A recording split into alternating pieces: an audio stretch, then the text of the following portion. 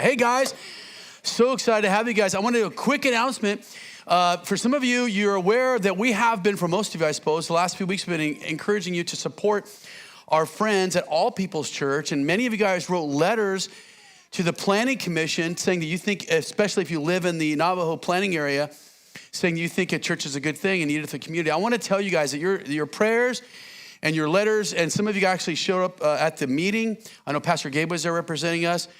Guys, they had an amazing victory. They got a 6-0 vote in favor of allowing them to build. Pardon me. So, hey, good job, everybody. And let's get into the message. Should we? Shall we? How do we say it? Y'all or something? I feel like I say that now. Okay, so we're on week 6 next week. This week we're on week 5. So I don't know. Where did 6 come in? So we're on week 5. So you're starting week 5 in your journals and your daily devotions. And then we'll be talking about your growth groups this week. And, you know, if you want to join us, if you're new and you weren't here when we started, or if you just missed some weeks, it's okay. You can just start with us right now. Go on the app. There's no more books left, but on the app, there's a couple places where you can hit it, and they'll give you the journal and the questions, and you can do this devotions with us during the week. So we're going through 1st and 2nd Samuel together, and today the title of today's message is Preventing a Friend's Train Wreck. Preventing a friend's train wreck. Have you ever been in a position where you saw someone you cared about and you saw they were thinking about making a decision that could really have a negative impact on their life? Well, that's what we're going to be looking at today in David's life. It's interesting that in these chapters you'll be reading this week, it's kind of showing the difference and contrasting the difference between the soon-to-be King David, well, not soon, he waited a long time, anointed King David, and the sitting king, I guess we'd say, Saul, and just contrasting how faithful, how loyal David was, and how the weight of God meant everything to him, that he was going to make sure that what God wanted to do in his life, he tried to be so faithful to that, and of course contrasted with Saul, who didn't seem to have the same concern. But there's an amazing thing that happens. Begin to look and see chapter 24 and 26. Both times, David had this opportunity to take the kingdom himself. And it looked like to all David's friends and all his men around him, like, God is giving you this opportunity. Kill Saul, he's right here. He just walked in here, didn't even know you were in this cave, and you could take him right now and you could be king.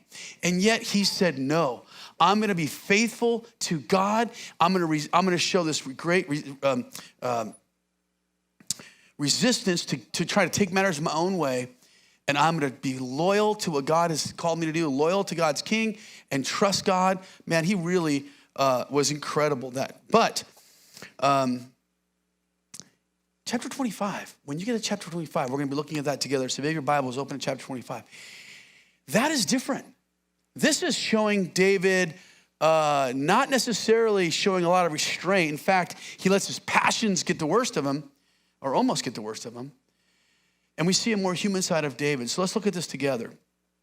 And we're gonna see that David, just like you and I, we need people in our life to speak into our life when we have blind spots to keep us from that train wreck. So let's go ahead and get into that together. Talking about keeping friends from pain and regret. Let's get into that first verse together. Now Samuel died, and all of Israel assembled and mourned for him, and they buried him at a home in Ramah, and then David moved down into the desert of Paran.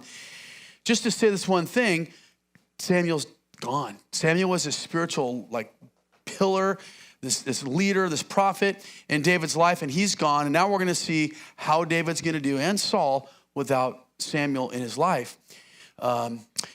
And it was probably a pretty hard time for David, pretty tough time for David, because Samuel was an ally and he just lost this guy. Now, verse 2, a certain man in Moan who had property there in Carmel was very wealthy.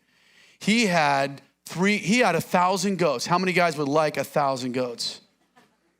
I'd like 1,000 goats. I don't know what to do with them, but I'd probably sell them for something. Anyway, all right. And 3,000 sheep.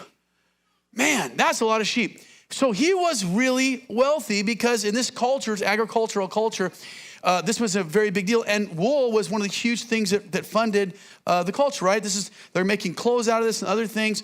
So it's very important. It says, and it was shearing time, which means that this is the harvest. This is like you made your investment. Now we're going to get our investment back. We're going to shear all the sheep, and we're going to get our investment back. So now we're in verse 3. His name was Nabal, and his wife's name was Abigail. And Abigail is the one we're really going to focus on today. She was an intelligent and beautiful woman. But her husband was surly and mean in his dealings. Don't look at anybody right now. Some of you ladies are like, yeah, that's like me and my husband. Okay. He was a Calebite. And Calebite is, remember Caleb, Joseph, Joshua and Caleb are the two of the 12 tribes, two of the spies that went into the promised land and said, we can do this, God's given it to us. And 10 of the spies that went in said, no way, it's too big, we can't do it. And things didn't work out. But Caleb is an honorable thing that he's a Calebite, and yet he's not an honorable man. While David was in the wilderness, he heard that Nabal was shearing sheep. Okay, it's time. So he sent 10 young men and said to them, go up to Nabal at Carmel and greet him in my name. Say to him, long live to you, good health to you and your household, and good health to all that is yours. Now I hear that at sheep shearing time, when your shepherds were with us, we did not mistreat them. And the whole time they were in Carmel, nothing of theirs was missing. We treated them really well. And you're going to see that. Now he says, ask your own servants, and they will tell you, therefore be favorable towards my men, since we come at a festive time. Now this is a time when, like I said, this is the time when all the work he's put in all year on those sheep, the investment, the time, the energy, it's all going to come back, and they're going to reap a harvest, and it is a celebration. Please, he says, and going on, it says, please give your servants and your son. Here's David humbling himself before an older man, Nabal. Please give your servants, hey, we've been serving you, and your son David, whatever you can find for them. Hey, whatever you could, in the goodness of your heart, could you help us? Could you bless us? And this is a good challenge to all of us who have, as we're growing in wealth, as we're growing in resources, God gives us times where we can be generous. This is something God calls us to do. Now, why would David have this expectation that he could ask for this? He didn't ask for a specific amount. He just said, would you be willing to help us?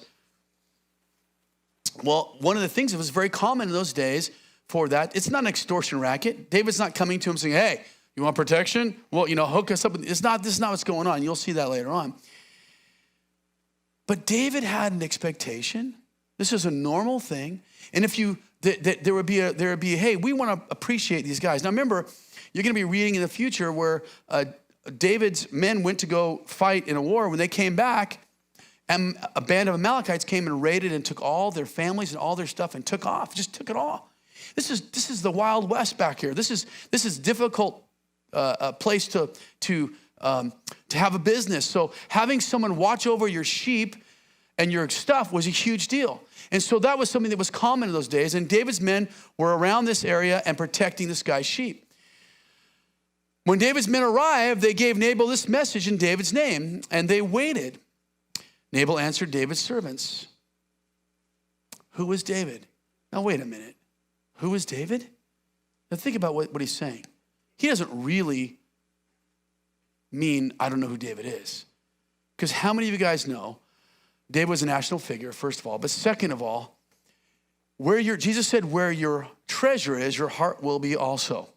How many of you know that Nabal probably every day checked on, how are my sheep doing? What's going on up there at the pastures where my sheep are, my 3,000 sheep? That's the bulk of my wealth. How many of you know that businessmen, and this is God requires us as good stewards to be aware of where our money is and invest it properly and do the right things with it. That's what God wants us to do. He knew exactly who David was. He knew exactly that David was protecting his sheep. And you say, well, why would he act like that? Well, perhaps it's because David was on the run, right? He was an outlaw. King Saul wanted to kill him, even though it was unjustly. And so, you know how sometimes perhaps Nabal was saying to himself, I could take advantage of this guy because he's on the run. You know how this happens today all the time. People take advantage of a single mom or a single dad. They take advantage of kids. They take advantage of people who are vulnerable. They take advantage of immigrants. They take advantage of the poor. This happens, doesn't it? This is real. So this guy, maybe that's why he's saying this. I don't know. Maybe he's thinking I could take advantage of David. He doesn't really have any grounds to get me. I'm going to take advantage of him. And then he says this, which is incredible. He says, who is the son of Jesse? He knows who he is. Of course he knows who he is. He's been watching your sheep, all your stuff, your most valuable stuff. Then he says something even more horrible, more insulting rather. He says, many servants are breaking away from their masters these days. What's he accusing David of? He's accusing David of being disloyal and unfaithful to his master, Saul. And he goes and says this, why should I take my bread and water and the meat I have slaughtered for my shearers and give it to men coming from I don't know where, right? Who knows where? Now think about how David heard that when it's reported to him. What is the one thing that you could not accuse David of being towards God or towards King Saul? Disloyal and unfaithful. He was not a rebel. I mean, guys, he had an opportunity to kill Saul just earlier, the chapter before. And out of loyalty to God, out of faithfulness to God and faithfulness to Saul, he did not kill Saul. God, even his own men said, take him, God's given him. Look at, God brought him to you in this cave. He's yours. Kill him right here. This is your opportunity. Obviously, God's blessing you with this. He's saying, no. He showed this great restraint.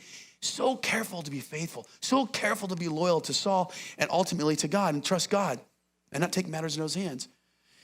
And he did this at great personal cost. Now think about this for a second.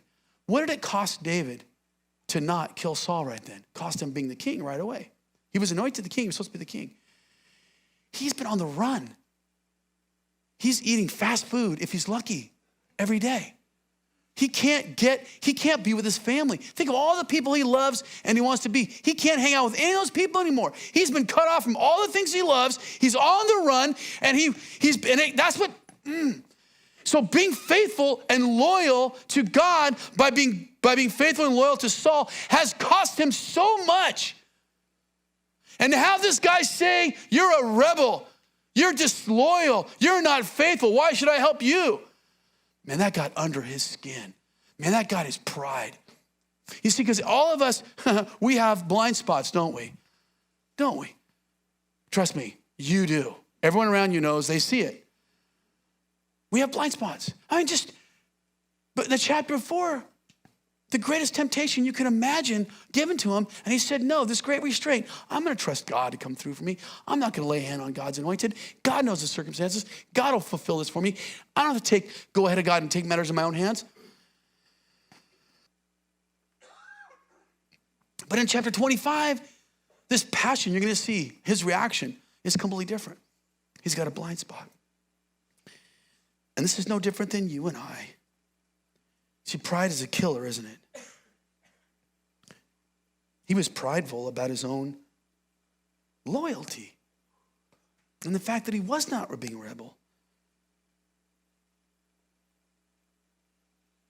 And we do the same thing, don't we, sometimes? How dare they treat me like this? That was wrong. I deserve better, right? We've said those things or thought those things. Sometimes we look at people at work, they're mistreating us. Do they know who I am? Look what I've done for this company or maybe the church. Look at how I've served this church and they didn't do this or they did that. They slighted me. They were rude to me. These people were rude to me. They hurt me. Or maybe the greatest pride of all is this pride that we have, this false God in our culture that we all so care, that without being aware of it, we just get caught up in this culture that says, this current that just says, the most important thing is my personal happiness. I must be personally happy. What is fulfilling me? Look inside and what is this going to fulfill me? What are my needs? What are my desires? This is what our culture teaches. And we don't even think of it. It's just such a strong thing. We all just take it for granted. What's the most important thing? I need to be happy. What do you want my kids to be? I just want them to be happy. It's so strong. But there's pride because we put ourselves at the center and say, my personal happiness is more important than anything else. More important than my promises to other people. More important than other people's needs around me. More important than my relationship with God or honoring God or obeying what God says. My will is more important than God's will. And this is something that We all have blind spots in parts of our life. This is why you need an Abigail. If you know the story, you're going to know why. That all of us need Abigails in our life. I remember when I was younger yesterday, and I was in high school, and there was this girl, and I don't have time to get in the whole story, but this girl that I was infatuated with this girl. I remember I was walking around at lunch, and I saw this girl in a different part of the campus, and so guess what? Every day at lunch, I walked by just so I could see that girl again, okay? And guess what? Somehow we ended up going out together, fast forward. And I didn't know anybody at school. I knew like 6 people's names when I went to that Helix. I came from a small school. And so we ended up going out, and we were boyfriend, girlfriend. And I remember I brought her to the youth ministry at the church, and I remember my youth director, Rob, he took me out, and we hung out all the time, so it was a normal thing. But he said to me, hey, is she a Christian? And as soon as he said that, it's like the light came on. I'm like, wait a minute, yeah, ooh. I know the Bible says, don't be unequally yoked. In other words, don't be tied in partnership with someone who's not a Christian, who doesn't love Jesus. And I thought, oh, she goes to church kind of, sort of, sometimes. But I knew the answer. And the answer was, man, she's a good person, but she doesn't love Jesus. She doesn't know Jesus. And then Rob said, you're a loser. How could you go out with, you know better than that. You call yourself a Christian, John? No, he didn't say that. Of course not. But that's what we do to people. I learned a lot from Rob. Not enough, but I learned a lot. So he just said to me, what are you going to do? I knew what I needed to do. I needed to break up with her. And so I did. And it was really awkward and hard, and I tried to explain it to her, but someone who is not born again, trying to explain to them how Jesus is the most important thing in your life. And so we all need people. But you see, it's interesting about that relationship with Rob. I had a relationship with Rob. I had people in my life. I was involved in community. There was people who could speak into my life. Do you have that? Are you part of a growth group? Are you part of a community of followers of Christ that are friends? Are you involved in serving? Are you perhaps, maybe it's time for you to say, I need to do the one-on-one discipleship and have someone really in my life that could speak into my life. Or perhaps you need to be the person who is a disciple maker. That's an important question to ask. Let's keep going. David's men turned around and went back, and when they had arrived, they reported every word. They told David, and now he's ticked. Now he's infuriated. Last chapter, restrained. I love God more. But now it's a blind spot, this pride. Look what he says. David said to his men, each of you strap on your sword. So they did. And David strapped on his sword. Around 400 men went up with David while 200 stayed. Why did they stay with the supplies? Because like I said, it's a Wild West. People come in and steal stuff. That's why it's so important that they protected Nabal's stuff. And one of the servants told Abigail, David's wife, David sent messengers from the wilderness to give our master his greetings, but he hurled insults at them. Yet these men were very good to us. No one who's being extorted says, oh, these guys, these gangsters were so good to us. It's not an extortion. They did not mistreat us. The whole time we were out in the fields near them, nothing was missing. Night and day, they were a wall around us the whole time. We were herding our sheep near them. Now think it over and see what you can do, because disaster is hanging over our master and his whole household. Now and it says, he is such a wicked man and no one can talk to him. You know, I wonder why Nabal was so wealthy. He's such a knucklehead. I'll bet you a lot of the reason that guy was so successful was this woman, beautiful and intelligent. Can you imagine how people would say, you know what? I can't stand him, but because of her, because she's amazing, let's do a deal with Nabal. Or I don't want to punish this woman. It's so much. And can you imagine how she would go ahead and smooth things over and make deals? You can imagine, I imagine, that she's a big reason he has wealth in the first place. What an amazing woman that she really is. And we're going to see a courageous woman on top of that. She acted quickly. And she took 2 loaves of bread and 2 skins of wine, 5 dressed sheep. They used to put their sheep in clothes back in those days. No, that just means that they were ready to be, they slaughtered them, they're ready to eat, to cook. 5 sheaths of roasted grain, so far so good. 100 cakes of raisins, and 200 cakes of pressed figs. It's like Fig Newton or energy bars. That's what that would be like. And loaded them on the donkeys, right? Then she told her servants, go on ahead, I'll follow you. But she did not tell her husband Nabal, taking a risk. And she came riding her donkey into a mountain ravine. And there were, And she came riding her donkey into a mountain ravine. There were David and his men were descending toward her, and she met them. And God said, and David, come on, man. Now we're going to get an insight into what David was thinking in his mind, how upset he was, and to see his blind spot and his pride, and how he was just letting his passion and his desires pull him in a direction. Now David had just said, it's been useless, or other translations, maybe your Bible says in vain, and the Hebrew word, which I'm not going to try to pronounce as a noun, it's this idea of being deceived and tricked. He's saying it's been useless or in vain. All my watching over this fellow's property in the wilderness. So it's this assumed thing that I've been duped and tricked. So that nothing of his was missing. He has paid me back evil for good. May God deal with David.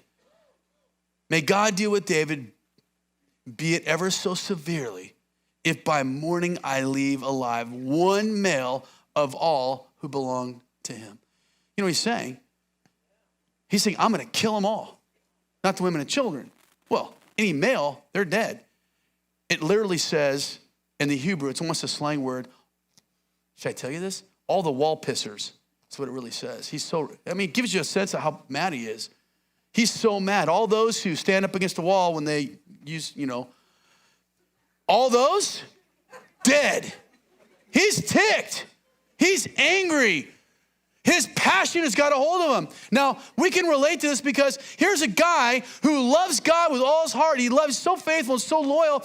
And just last chapter, he restrained himself because the weight of God and pleasing God was more than anything else. But now he's in a place because his pride and this blind spot in his life where he's letting his emotions and his desires drive him forward. Now, we understand that, don't we? Because we know all of us that are born again have this deep desire.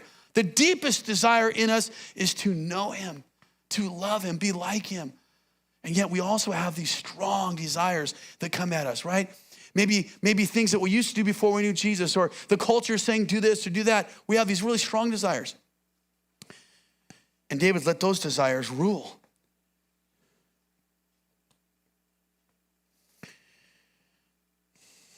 And let's see what Abigail did.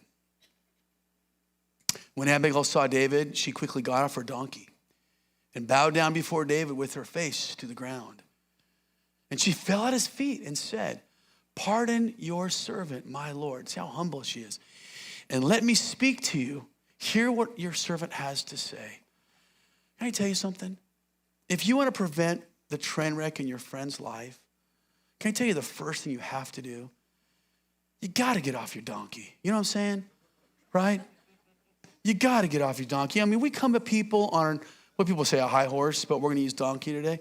You got to assume the posture of a servant. Can I just tell you, if you feel like, if you see someone that's making some bad choices, they're heading the wrong direction, and you say, I want to go talk to them, I'll do it, you are the last person that should go talk to them.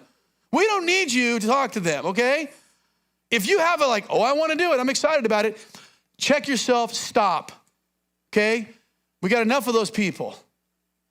And sometimes, let's be honest, that's us. We've done that enough. What we need is someone like Abigail who will humble themselves at personal risk out of love for that person. And you'll see she genuinely cares not only about saving all the men in her clan and family or whatever, but she also cares about David. And you'll see as she talks about what David, we'll get to it in a minute. How you guys know this is true? Because we've all been there. You have a friend or someone in your life, and you see this blind spot, probably from pride. Maybe they're gonna give into some desire and move in a direction. You see them, maybe they're flirting with somebody at work or online, and they're married, and you know. And you're thinking to yourself, you do the calculation, should I say something? If I say something, what's gonna happen, right? It doesn't have to be that. It can be all kinds of things, right? It could be, you can see there's unforgiveness or bitterness in them. And you say, and you know, if they go off and flirt with that person and they go off and have an affair, or if they hold on to this bitterness and this unforgiveness, it's gonna hurt them. There's gonna be train wrecks in the future, you know it. But you say to yourself, you do a because I do the same, we all do this. If I say something, it's gonna cost me. Is it worth it? It could go really wrong. It's gonna be really wrong. They can start pointing the finger at me. They could be mad at me, and you guys agree, you've done this calculation, right? Am I the only one that does that? And frankly, sometimes I'm like, you know what? I'm not risking it. Because that person has not opened up the door and had that attitude that they would welcome it. But the truth is, if you really love somebody, you humble yourself. You make yourself a servant. And you assume responsibility and say, I have blind spots and I need people in my life. And you say, I'm gonna be that person for this person. It's not easy though, is it? But first you gotta come. But you understand there's a risk for her and there's a risk for you and I. Let's keep going. Please pray. Excuse me. You should pray just to make it today. Everyone under like 40 is like wondering why you're laughing. Please pray. Please pay no attention, my Lord, to that wicked man Nabal. He is just like his name. His name means fool. And it's not that his name means fool. It rhymes with the Hebrew word for foolish stuff. And that's what the Bible commentaries think. And folly goes with him. And as for me, your servant, I did not see the men my Lord saying. He says, I didn't even know this was happening. And I'm so sorry. She's taking responsibility for something. It's not even her fault. And now, my Lord, as surely as the Lord your God lives, and as you live, since the Lord has kept you from bloodshed and from avenging yourself with your own hands. We all heard about what happened with Saul. You didn't kill him before. You've always been faithful to God in the past. This isn't like you, David. And she says, may your enemies and all who are intent on harming my Lord be like Nabal.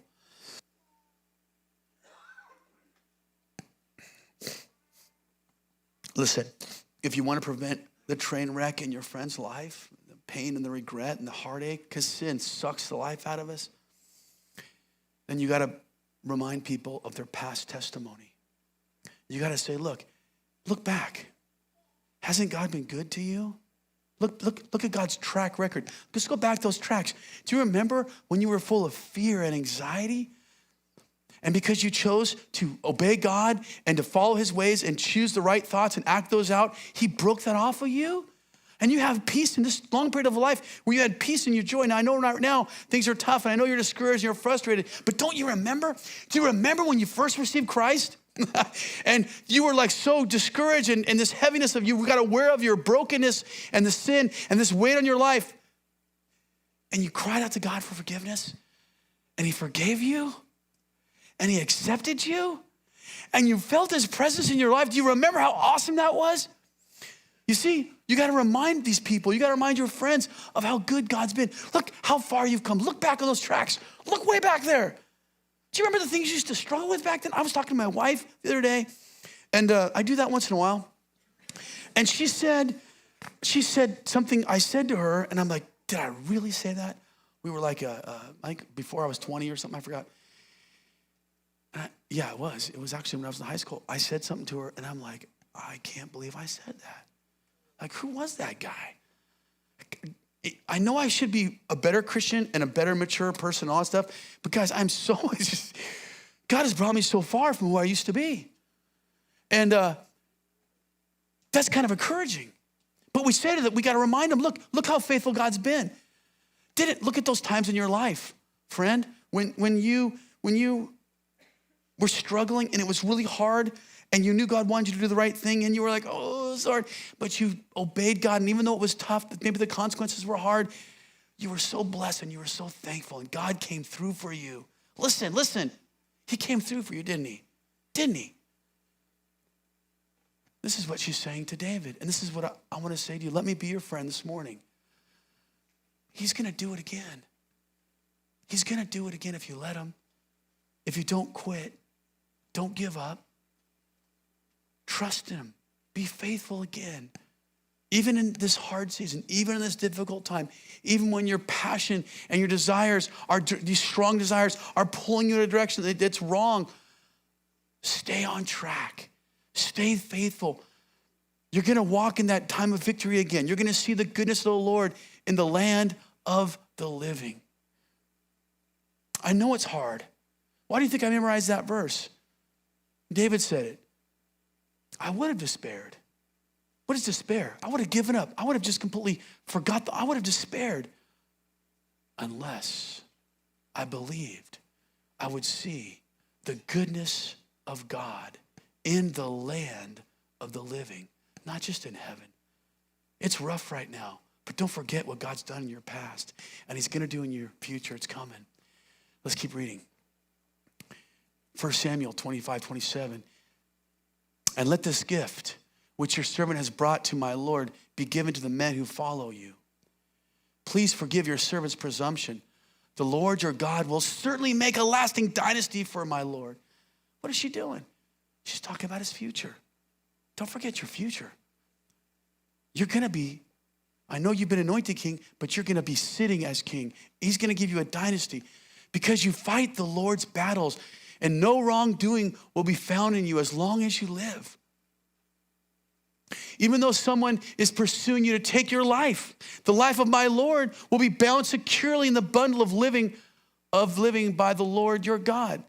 And the lives of your enemies will hurl away as from the pocket of a sling. And what she's saying there is she's saying, just like when you travel, and we do the same thing today. If you have something precious and important, you wrap it and you're so careful with it, right? And you protect it. He said, God's gonna do that to you. But your enemies, he's gonna fling them out like a stone from the pocket of that thing that stuff. She's reminding him of his future. And when the Lord has fulfilled for my Lord every good thing he promised concerning him, and he's appointed him ruler of Israel, his time's coming. God's gonna fulfill those promises for you, David. Don't give up. Your future is bright. God has a plan for you. Remember all the promises he has for you. This is what we have to do to our young people. The enemy constantly tells them, look, live for today, live for now, live for this week. The friends you have now are all that matters. The pressure you have from them to fit in and feel like you matter and you have worth and value. Everything is about right now. And so our kids given all kinds of things because they have no vision for the future. See, it's not about when someone comes to a kid and they say, hey, why don't you smoke this or chew this or vape this like everybody else and enjoy yourself? Why don't you sleep around or choose your gender or go whatever, give yourself to your feelings, do whatever. And we say, kids will say, why don't you do those to each other? Why don't you do that with us? Why don't you get drunk with us? Why don't you do this with us? That's the wrong question, isn't it? The real question is, how could you ask me to give up my destiny with God? How could you ask me to give up my future in the Lord, what he wants to do with my life? How he wants to bless me, to bless other people, that I could be a conduit for his blessing in other people's lives. How could you get me to give that up?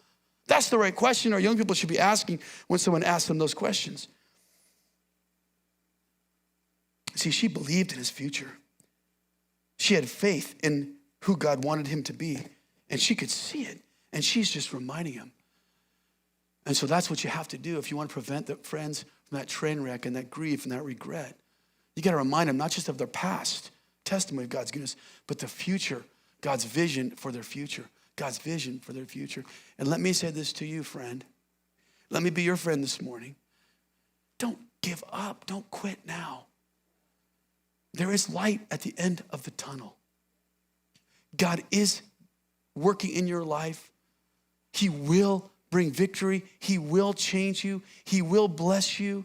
He has good plans for you, not just in heaven, but yes, heaven, but all the way there. And even the hard things you go through, if you let him, and I know it's hard right now, but even those hard things you go through right now, he will use those to craft your soul to make you more strong and more beautiful than you ever thought you could be. And to have more blessing in your life than you ever thought you could have. Don't give that up now. She's saying to him. She believed in him. She cared about his future. In verse 31, my Lord will not have on his conscience the staggering burden of needless bloodshed or having avenged himself. And when the Lord your God has brought my Lord success, remember your servant. You know what she's saying? She's saying, do you really want this to haunt you the rest of your life? She said, will not have the conscience staggering burden of needless bloodshed. Man, you've been so faithful. This isn't who you are. Do you really want this to rob and steal? Man, a train wreck is painful. And so she says, this is the third thing. To prevent a friend's train wreck, you got to remind them of the pain of derailment. We know that when trains derail, it's expensive and people die. It's painful. Guys, sin, if you don't even have faith, you could just look at what the Bible calls sin and then look at its economic impact on a country. Guys, divorce, fatherlessness, pride, stealing, lying, all these things are so, think how much money we all spend extra on things because other people steal stuff and go to the store. Okay, Amazon's fixing that, I guess, so we're good. But think about the price we pay because other people are dishonest with their insurance claims. Just that one little example. But sin is painful. Sin hurts. It hurts you. It hurts those around you. It isolates you. It separates you. That's what sin always does. Go ask a family who's, one of the parents were unfaithful, adultery. What happens in that family? We just came together. It was so helpful. No. It's so painful and it separates every sin. Pride, unforgiveness, it all separates.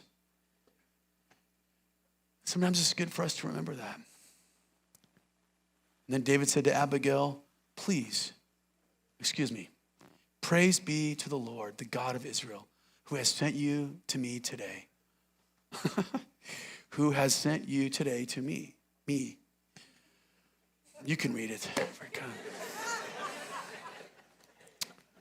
May you be blessed for your good judgment and for keeping me from bloodshed this day and from avenging myself with my own hands. Man, I want to be like David. I don't want to be a guy who's got pride and blind spots, but I do, just like you. But I want to respond like he did. Do you? And maybe the reason that you don't have people in your life to speak into your life is because maybe, and I'm embarrassed to admit this, sometimes I react emotionally or get defensive and, oh, really? Instead of just listening. But you know what? If you react like that, people don't want to come to you because the risk is too high. I want to be like David, and I want to say thank you so much for sharing that with me.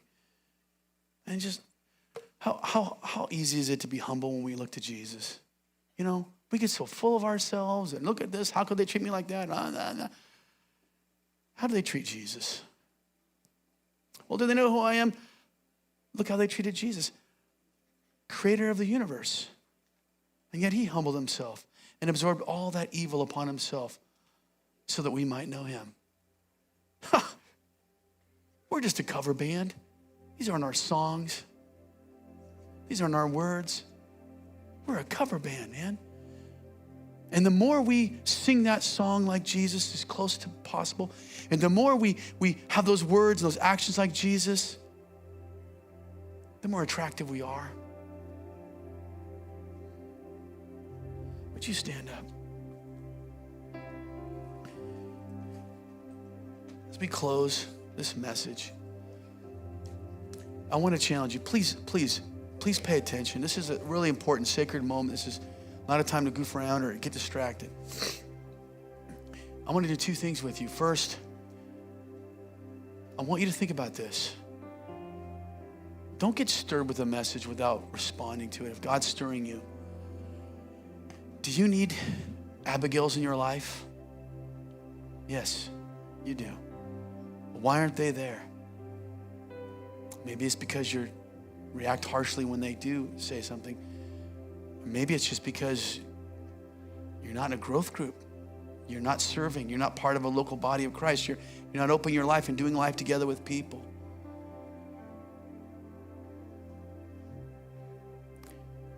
Maybe God's speaking to you today that, you know what, you need to be Abigail for someone else as well. And he's putting on your heart the person that you need to speak to, and you're counting the cost. And you need to humble yourself and all that stuff, but you're still counting the cost. Man, you go talk to that person. Humble yourself in love. Talk to them because you love them. Maybe you need to step forward and say, I need to be involved with making disciples in that one-on-one discipleship ministry. And I'm going to put myself in position when someone needs me, I'm going to be there for them. I'm going to invest in somebody. You can just sign on the Grove app. You just hit one-on-one discipleship. It'll take you to a link. Maybe you need to be discipled and say, I need to have someone help me. I need to Abigail in my life to speak into my life. You can do that today on the app. Would you bow your heads? Lord, I want to pray for my brothers and sisters. I pray, God, for me and for all of us. Thank you for putting Abigails in our lives. Lord, help us to be humble and to listen. Help us to put ourselves in a position where they can speak into our lives, to get involved with the community. Lord, give us a love that will outweigh the fear of talking to the people around us. Help us to get involved with opportunities in this church. And lastly, if you're here and you're not a Christian, you'd like to be a Christian, I want to give you an opportunity right now to receive Christ. I'm going to say this prayer out loud, and you repeat it quietly between you and God, but I want you to understand it's a super simple prayer. It's short, but it is so deep and profound because at the deepest core of who you are, you're acknowledging your need for God in your life, and beyond the need, acknowledging sin, that you've got things wrong that you've done that separate you from God. And we don't like to admit that. And then you're asking God to come into your life. So let's say this prayer if you want to. Just say it to God quietly in your own heart. Just say, God, forgive me of my wrongdoing. I admit it. I can't make excuses anymore. It's just, I've done so many wrong things. I'm not going to compare myself to other people and say I'm better than most compared to your perfection. I need your forgiveness. Forgive me. And then just say to him, come into my life. I want to know you. I want your presence. Make me alive to you. And then just say, God, help me follow you. Say, God, help me follow. You're the boss. You're God. Help me follow you. Amen. Hey guys, thanks so much for checking out the Grove Church YouTube channel. We pray this channel is a great resource for you to know God and to make him known to the people around you. But even more, we would love for you to be in person with us here on Sundays. So if you go to our website at sdgrove.org, you can find out more about us and check out our service times. Also, stay in tune with everything happening at the Grove. Click on that subscribe button and turn on your notifications so you don't miss doing church with us here live on Sunday mornings when you can't make it in person. And if you enjoyed that message that you heard today and it blessed you, click on that message playlist button that's on your screen right now to view all of our previous messages that will help you grow in your faith so much. God bless you guys and have a great week.